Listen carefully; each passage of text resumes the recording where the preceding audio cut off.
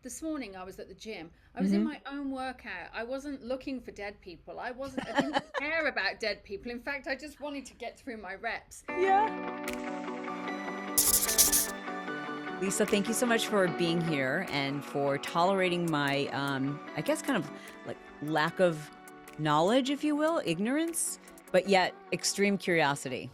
Oh yeah, absolutely. And thank you. Honestly, it's my pleasure. It's my absolute pleasure. When I met you and your husband, I thought, oh my God, I love her. And so, I welcome the curiosity. So yeah, you're all good.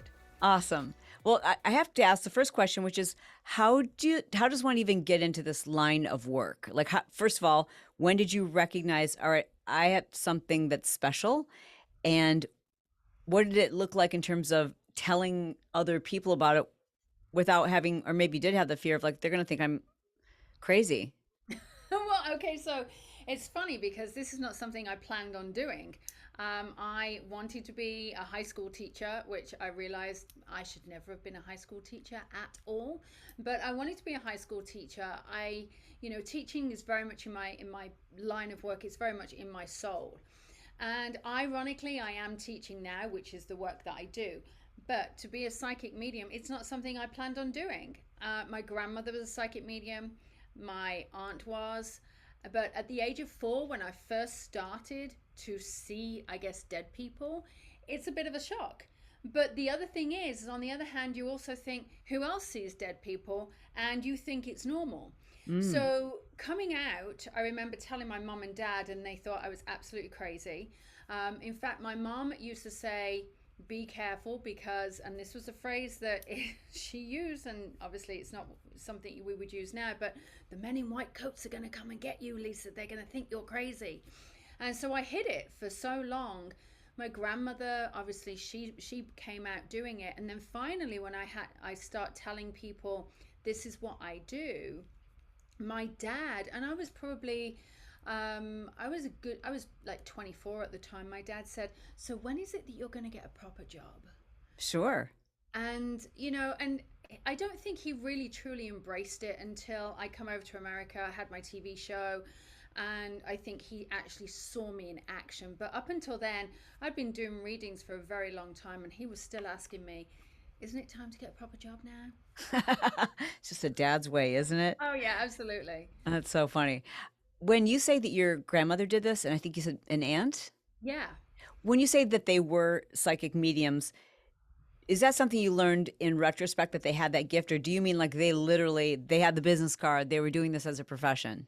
So it was funny because my grandmother was doing it as a profession. And Mm. how At this what is, age were you aware of that?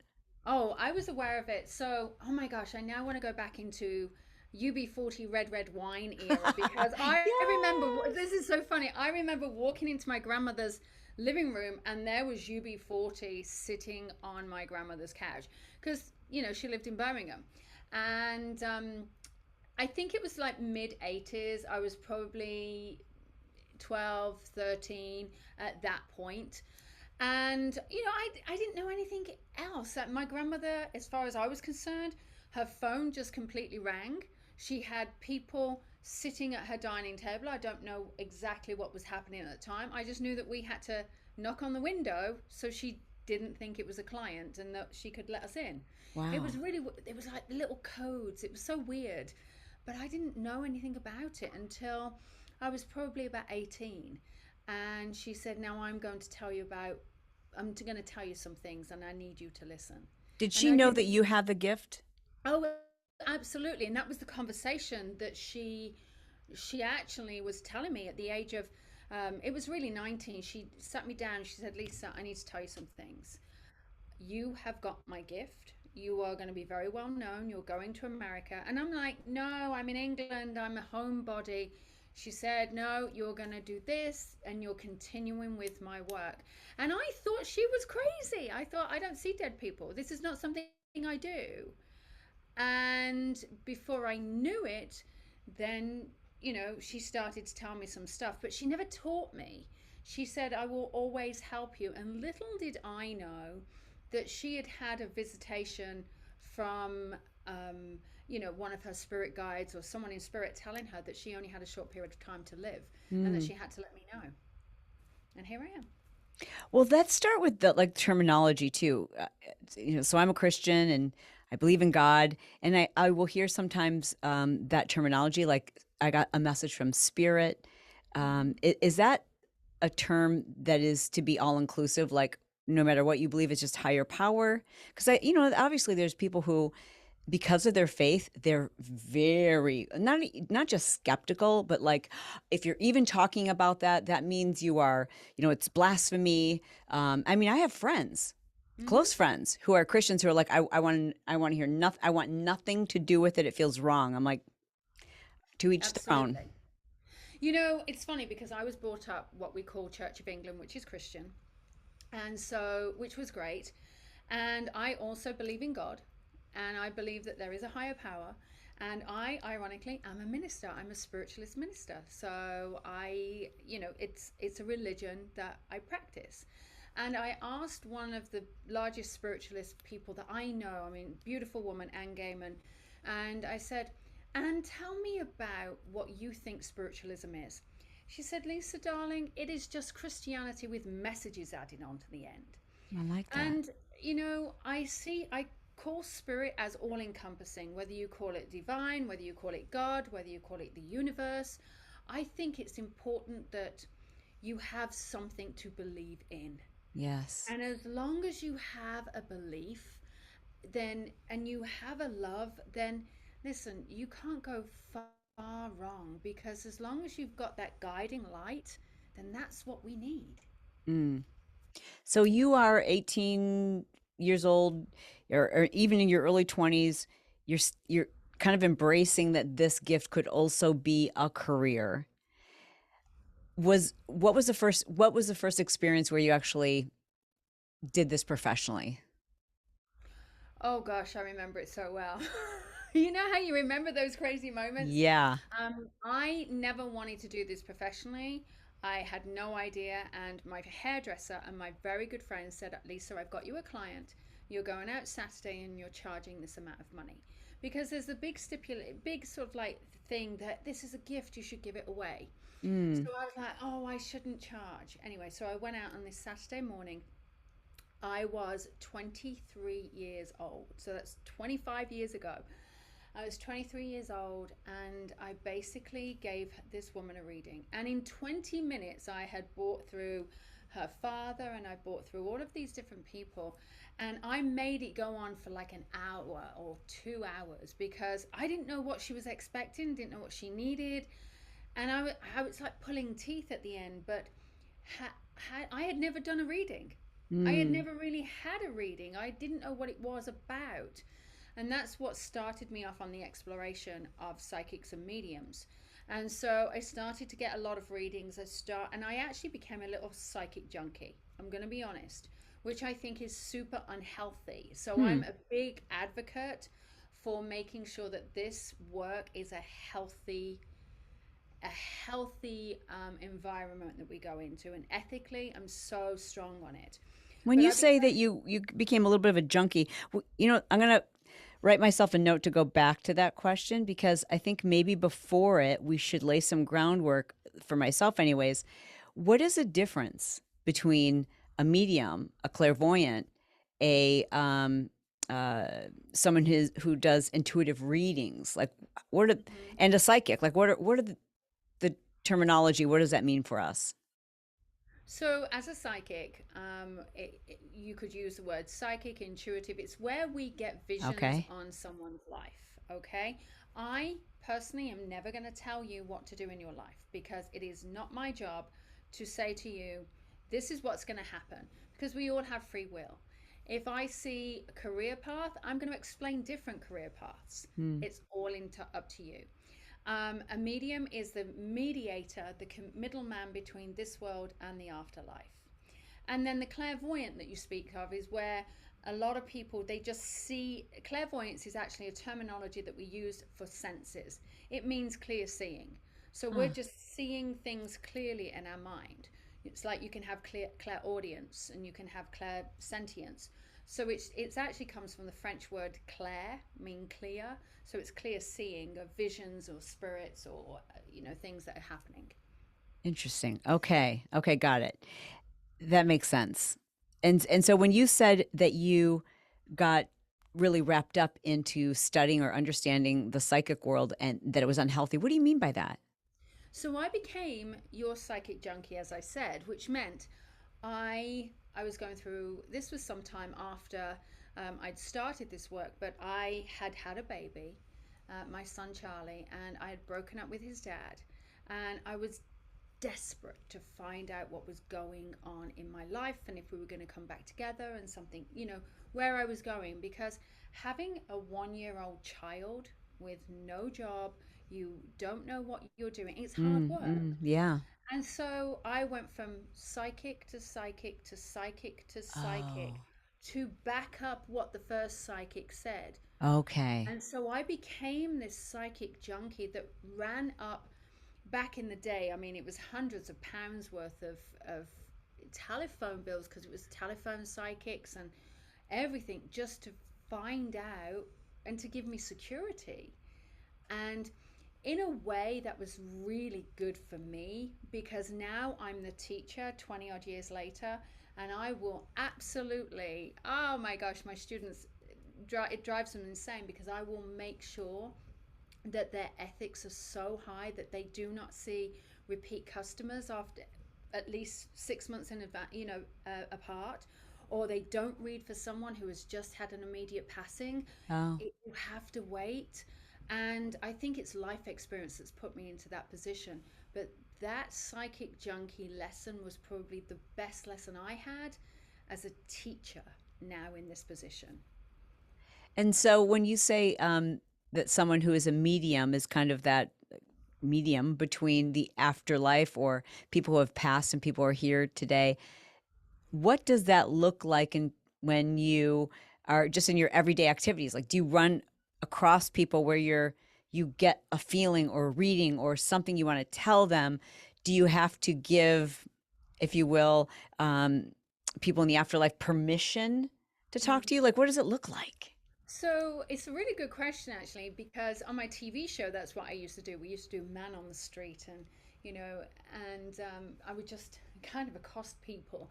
Obviously, with TV, you know what it's like. You have to sign waivers and things like Sure. that. But so that was a portrayal, and it could have been, and it was very real. But I've learned to deal with it. Like this morning, I was at the gym. I was in Hmm. my own workout. I wasn't looking for dead people. I didn't care about dead people. In fact, I just wanted to get through my reps. Yeah. But so I don't want to be bothered by them.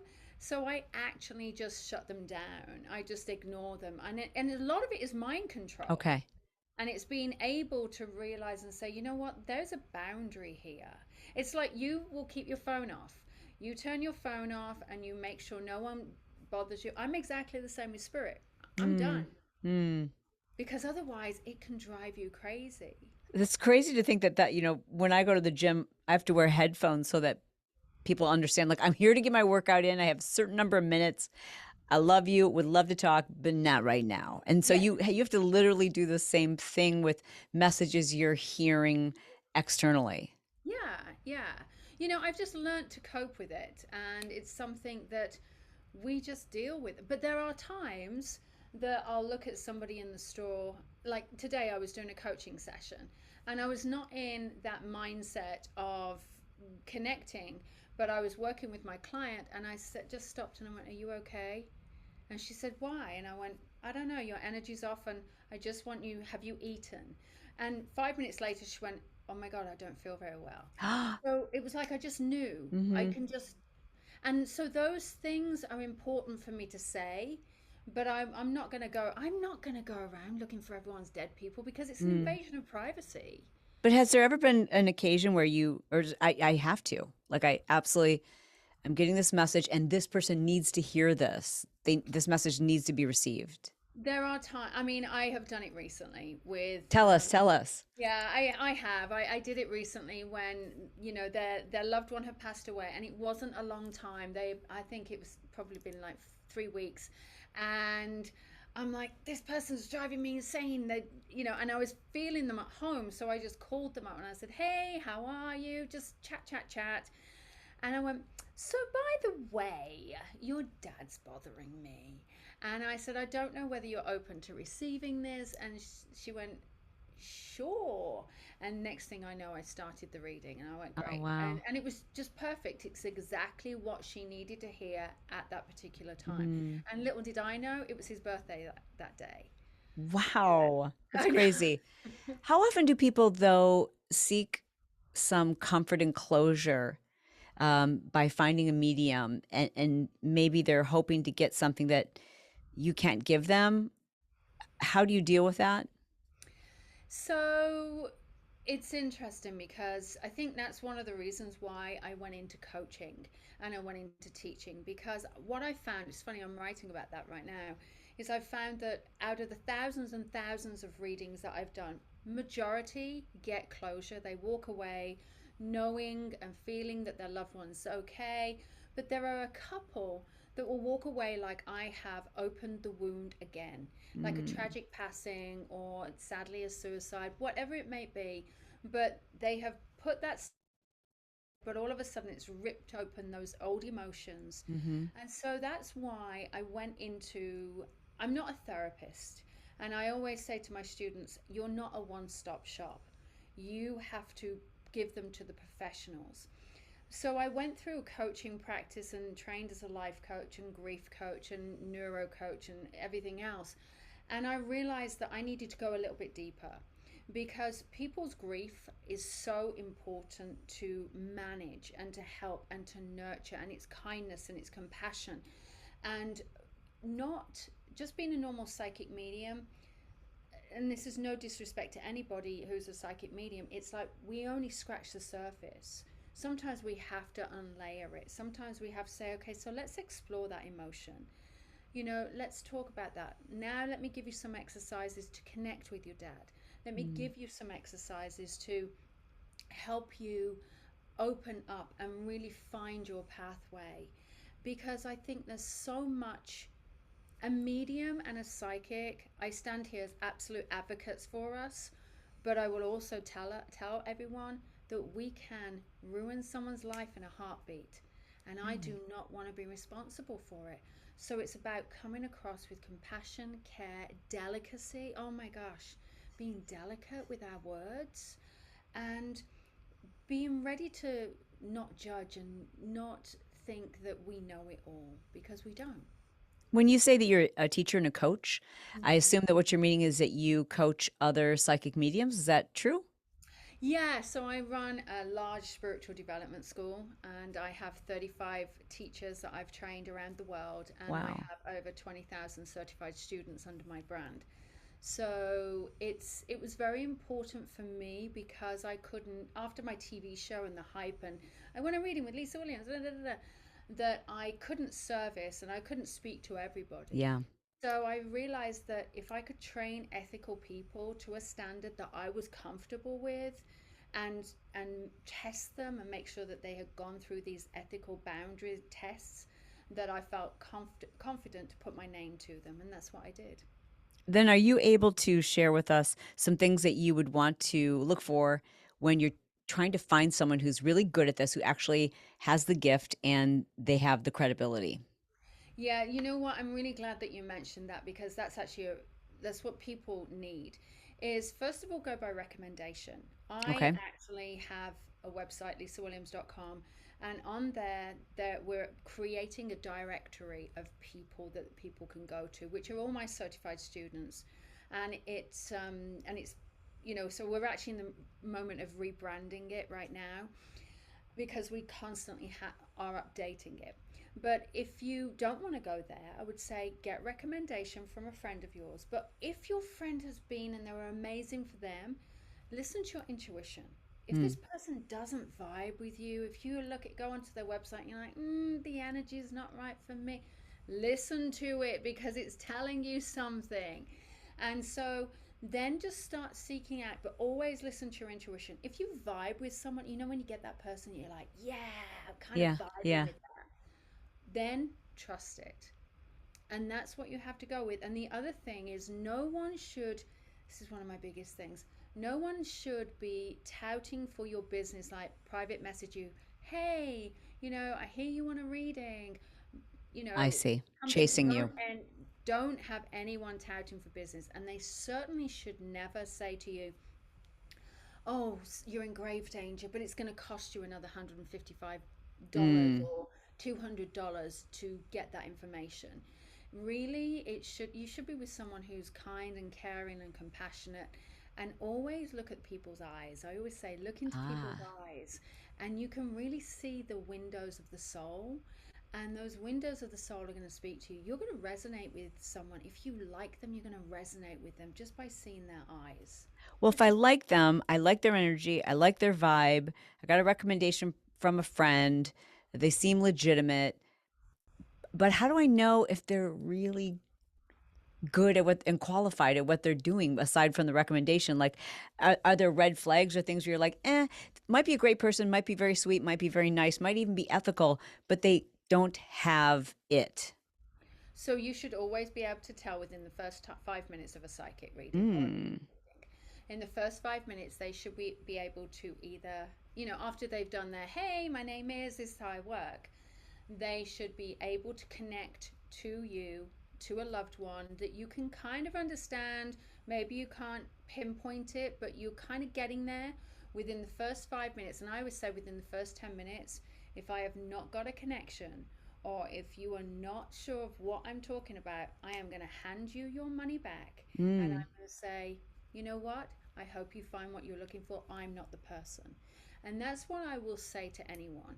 A psychic medium should be absolutely happy to say, I'm not the person for you. So here's your money back. Mm. And I would say within the first 10 minutes. I've watched so many psychic readings. I'm fascinated by it. I freaking love it. And I noticed that psychics will often almost ask like affirming questions, like, does the name Dave mean anything to you? What about the number 4? So they're not making this assumption that this is what it is. And so how much of it is like it's not crystal clear? Mm-hmm. So I think probably the skeptic would say, well, if they were truly psychic, they wouldn't say, does the name like Dave or a letter D. But what is that process? What's happening from the perspective of the psychic, where you are asking these affirming questions? Okay, so I'm really glad again. Great question that you asked, because what's happening in our world is we're getting so much. We're getting a thought coming in here. We're getting a feeling coming in here. We're getting a name dropping here, and we're getting all these emotions, and so we have to kind of piece the puzzle together. So what I like to say is, and I often am very happy to get the word no, because what the word no means to me is I've either delivered it incorrectly, Hmm. or I need to go back and delve and find out why I'm getting that piece of information. So for me, let's say I'm communicating and I might go, okay, I have a father that's coming in because I'm feeling it. Let me connect in. I've got the name Dave. These two may not relate. And then I might feel this disconnect. And so as I feel the disconnect, I'm like, and so I question everything. Why have I got the disconnect? So I'll give you an example. I did a reading Okay. the other day, and I had a woman come through, and I was doing a big audience, and I said, I've got the name Elaine Lorraine. And I couldn't work out what it was, because my best friend was Elaine, who passed away. My mum's name is Lorraine, Okay. who was still with us. And I said, I have mum and sister. And I felt the mum sister vibe. Got my person, and the person said, my name is Elaine Lorraine. And I went, okay. And then she said, and my mom and my sister in spirit. So I had to then discern where I was getting the information. And then suddenly I said, there was like a short period of time between their passing, and how I felt it was like it was a boom, boom, boom, boom. I went, they passed very quickly together. Yes. I said, suddenly my eyes are twitching and I just wanted to squint. And she said, yeah, they both had ocular cancer. And I'm like, get this stuff. But I won't say, I'll try to refrain from it. And I used to do it on my show a lot, You but mean from showing the shock that you feel yourself, or like, yeah, no, I actually went there. I went, are you kidding me? I had that moment. yeah, But, I try to refrain from this now where I'm like, who is this and what, I'm say, listen, they are showing me problems with the eyes. And then I give it to them. So I statement it. So I say, you should be able to understand that it happened in a short period of time. So it's again rewording what we're getting. So it's not so, hey, what does it mean by this? mm, We're mm, just rewording it and being confident, because when you can say, hey, listen, I've got your mum and your sister here and I've got the name Elaine Lorraine, that's kind of like, oh, whoa, that's pretty accurate. yeah. So you just have to just trust, and that's half the battle. I will sometimes notice that psychics will say things like, I'm seeing a feather, and that is my sign for fill in the blank, or my legs feel weak, and that is my sign for those kinds of things. Is that Hmm. very individual? Is that something you would teach your students, or is that something you teach them to almost make like a syllabus? Like, well, if this happen, like a key, if you will, like when I see a feather, it means this. When I see a butterfly, and when my eyes hurt, it means this. Yeah, absolutely. So we call it symbology. So Oh, for me, okay. whenever I see a red rose, I know it's a birthday or anniversary. Oh, So I will and actually that's say different for each psychic. to everyone. Yeah. Wow.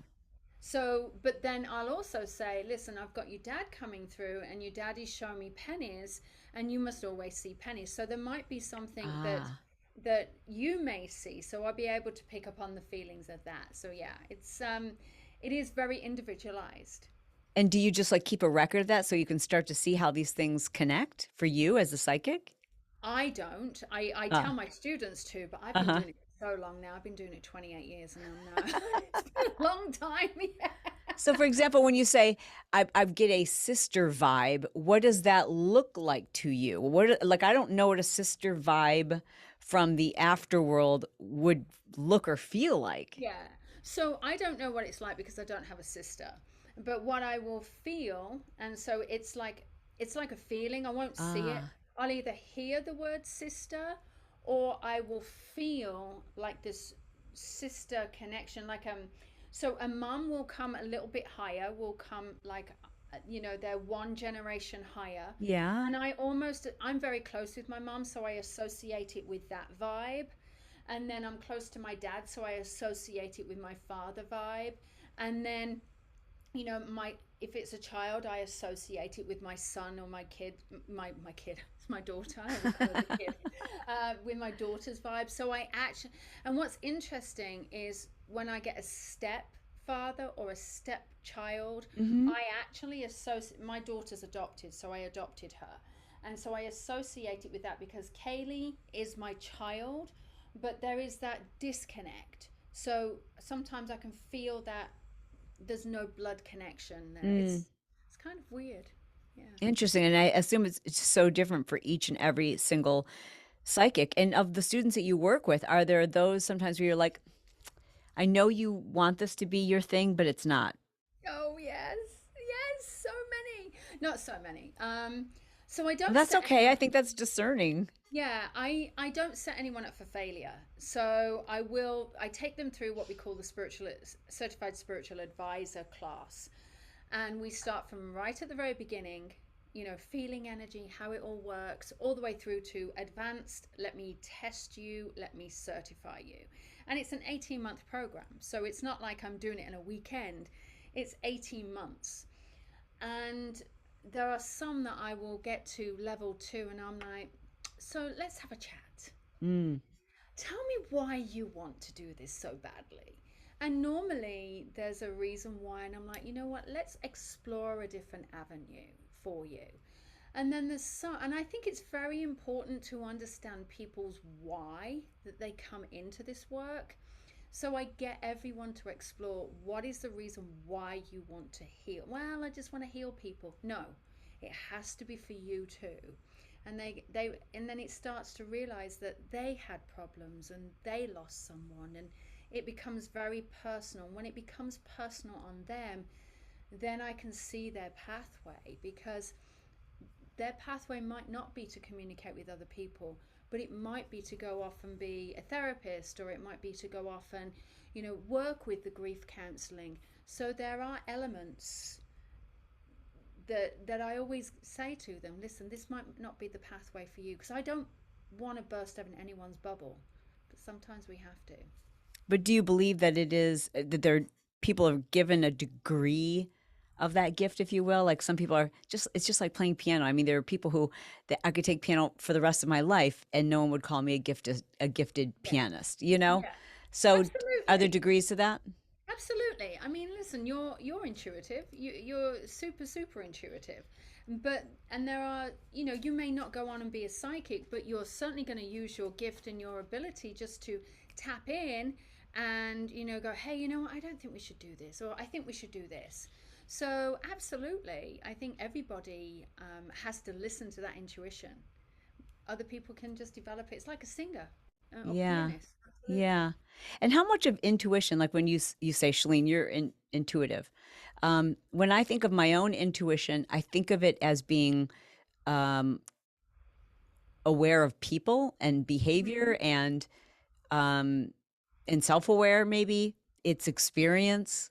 I think that someone who has paid attention to people, then you're able to kind of like predict behaviors or make assumptions, really. Like you can just tell by the way someone speaks or talks and their behavior and their lack of confidence, etc. Sometimes you just know this person has been through so much pain in their life. I'm not intuitive per se, or maybe you would call it intuition, but I think of it as more like I've had enough life experience to know that this is probably this person's past. So, having studied a little bit of neuroscience, there is a whole brain thinking. The whole brain thinking is bringing logic into it, our thoughts, our emotions, knowing body emotions and being aware of our body. And one of the six elements, and the other part of it is intuition. So, our intuition is very much on an equal par to our logic. And that's the reason why we have a gut instinct, is Mm. because the limbic brain, which is obviously the emotional part of the brain, is connected to the vagus nerve that goes down into the stomach. Hmm. And so it's like our body is going to react and give us that, oh, that thought, that feeling, before we're actually really aware of it. And so our gut reaction starts, and this is all part of keeping good gut health and everything else. Yeah. I mean, it truly is. There's a whole science behind it. It will blow your mind. But the intuition, we listen to it so much without realizing that it's intuition. There must have been times that you've gone, no, I need to go back and get that. And you've taken it and gone, now I know why I needed to go and get maybe, Yeah. a book or whatever it might be. So our intuition plays a part in it. But I do think us knowing people and reading people, especially you and I who have been in the arenas that we have been and the people that we've met, we do have that, I guess, more heightened awareness of people. And so that plays to our advantage. So I think intuition is very important, that we shouldn't really sort of leave behind and drop away, and we should always listen to it. What happens when there's again, going back to the person who is looking for answers or closure or just some sense of peace from the passing of a loved one, and they reach out to a psychic, they reach out to a medium, and they want that person to come through. How and has this happened to you before? They want to hear from their husband who's passed, but he's just not coming through. How do you handle that? Oh my gosh, I remember that happening once when Mm. it was, oh gosh, my heart went out. And it was back in my early days where I had brought through mom, dad, pretty much everyone. And then she said, is my son there? And I went, oh gosh, and it crucified me because I was a young mom. And then I went, okay, so let me tap in. And I I said, now I understand why I was feeling an energy that was reluctant to come in.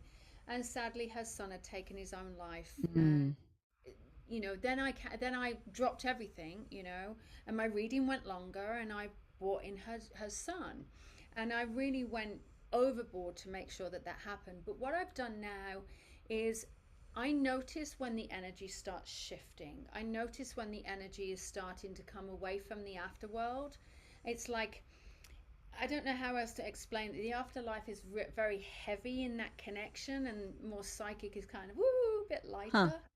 And so I notice it, and that's when I say, have I got everybody you wanted? So I Uh, always ask, but I will explore it. So I actually will say, right, come on, group party. It's like I bring them all in. I've got your mum here now. She passed the cancer, and I've got your dad here now. He was a big smoker and a bit of a drinker, and I love the ladies, and I'll describe all the characters, and then I'll get yeses as we go along. And then I'll go back and work out, and I try to make sure I find what I call the star attraction, which is the reason why a client has come to me. And so I think it's very important that every medium searches for the star attraction. Sometimes it's not always going to work, and especially in big gallery readings. I've stood in front of thousands on stage, and yeah. I've brought through their mom and dad, and they wanted their best friend, and that does happen.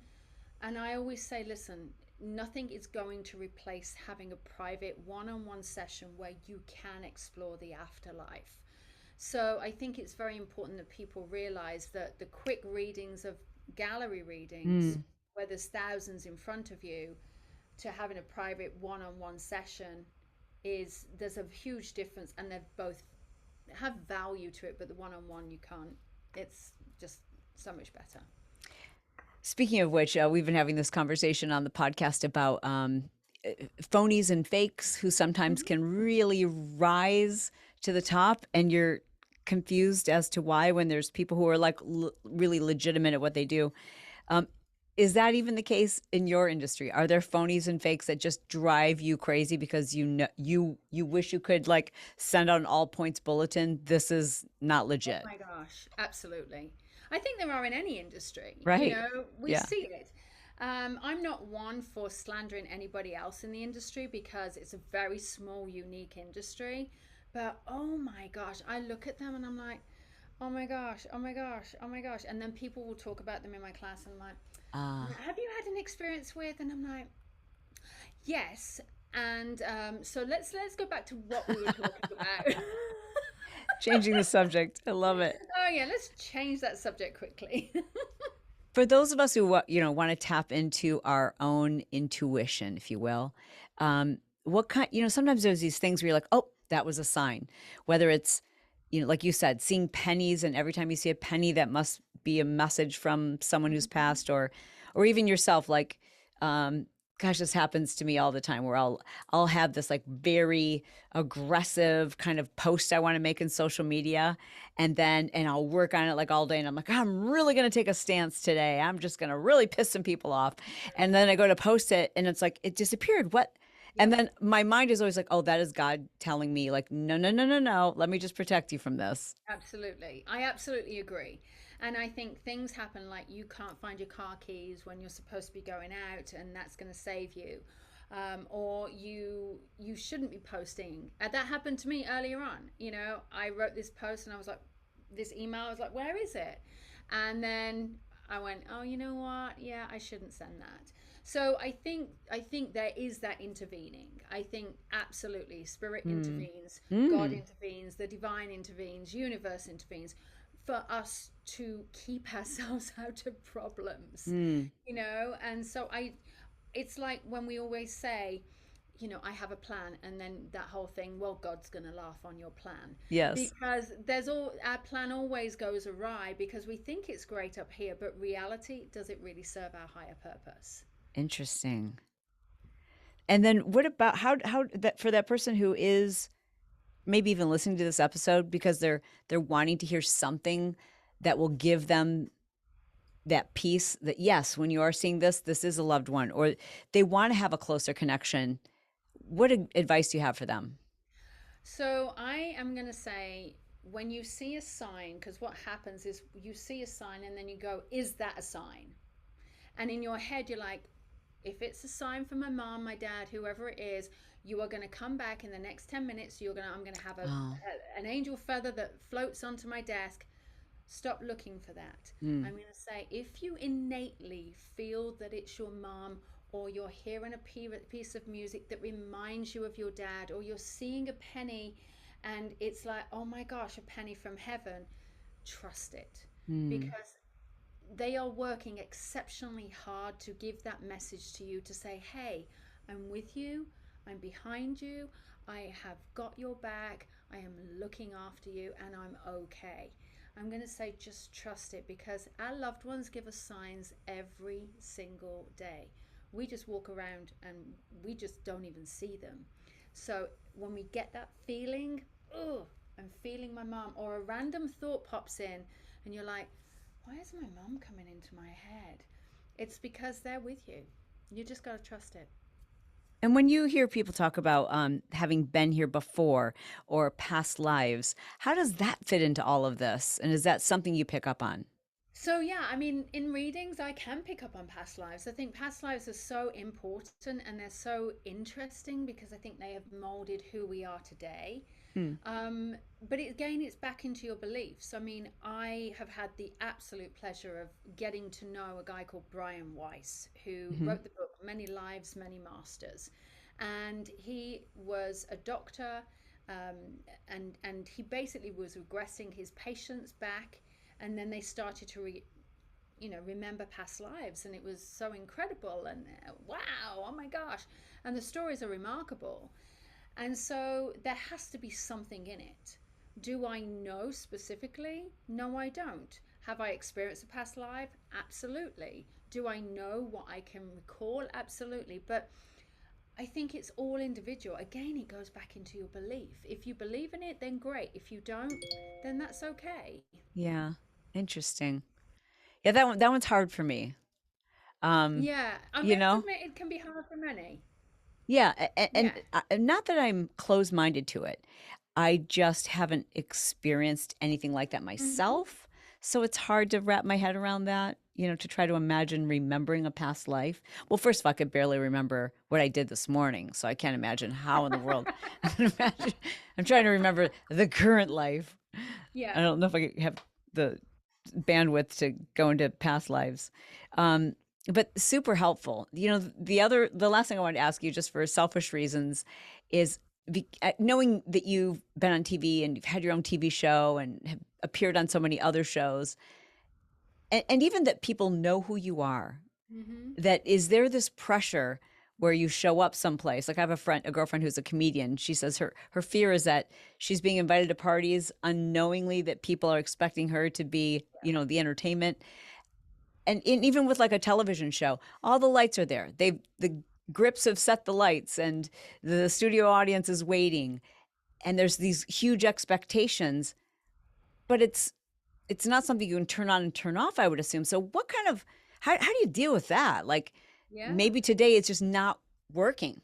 Yeah, there is a lot of pressure. It's like, you turn up, they're like, okay, let me go into, she's going to tell me all about my fitness. And you're like, I'm done with that. That's done. It's like people will say to me, so what do you see around me? And I'm like, you know what? I'm here, I'm having dinner with you. And actually, I see a really nice picture, or I see really nice flowers. And they're like, oh. I'm like, if you want a reading, let's make it happen for you, because if I want to do a reading, I want it to be the best experience that anyone has. Yeah. I don't want it to just be, oh, by the way, I've got your grandmother here and she just wants you to know happy birthday. And Yeah. even though that might be what you need to know, I want you to have the full experience, because there is so much pressure. And when you have those, that I guess that exposure that we've had, people have an expectation of you to show up. And my husband jokes, he's like, are we having a .com moment, or are you Lisa right now? And I want to show up as Lisa. Meaning you're like your professional Yeah. side. I Well, see. no, I'm just me. But Yeah. .com, I'll turn up in my professional side. I The see. 4-inch heels will be on, and Yeah. full eyelashes, the whole lot. But I think it's about separation, and it having that separation. is very, very important, because people also have to realize you're not a machine, because Mm, you are going to have an off day. mm. And are there times where you are also able to tell that people are just lying? Like, does it give you this um, better perception than most of people's authenticity? Yes and no, because Mm, I'm also human. There's still mm. that element of me going, "Oh, but you're such a nice person." Yeah. But I can Okay. look at them and go, "Seriously, stop." Mm, Um, so I'm still human. I would like to see the yeah. benefit of the doubt, but most of the time I can see right through them. Yeah. So anyone who's listening right now who's thinking, I feel like I do have some of this gift and I would love to be able to develop it further, where should they reach out to you? Just go to lisawilliams.com, and on there you'll see courses, you'll see the school, you'll see all sorts of information. And of course, follow me on social media. I mean, who doesn't have social media right now? But yeah, mainly Facebook. Okay. I go live pretty much every single day. Oh, If wow. not, And what's your handle on Facebook? Lisa Williams Medium. Lisa Yeah. Williams Medium. And what about the person who is considering, do you still do readings? I do readings, but I do have a huge waiting list. But they can, again, go to lisawilliams.com or contact hello@lisawilliams.com. Because you do And referrals as well, right? yeah, and I do referrals. And is that something you recommend people do in person? I mean, because of the way that COVID's kind of come about now, I Mm-hmm. would actually Mm-hmm. say that, you can get an equally as good reading over Zoom as you can Huh.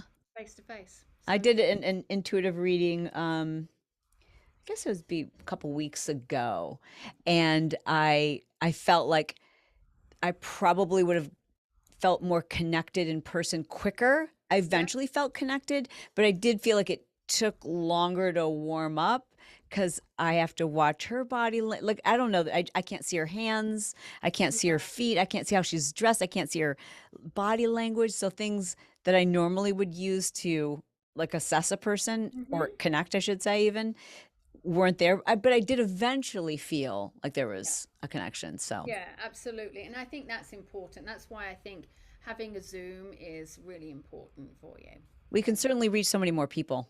Yeah, Thank God for the Zoom, absolutely. right? Like, look at Yeah. us today. I know, apart from my lighting, I was all of a sudden gone dark. I know you also really help people begin to connect with their spiritual side and you do some guided meditations. Is there a place where we can check those out?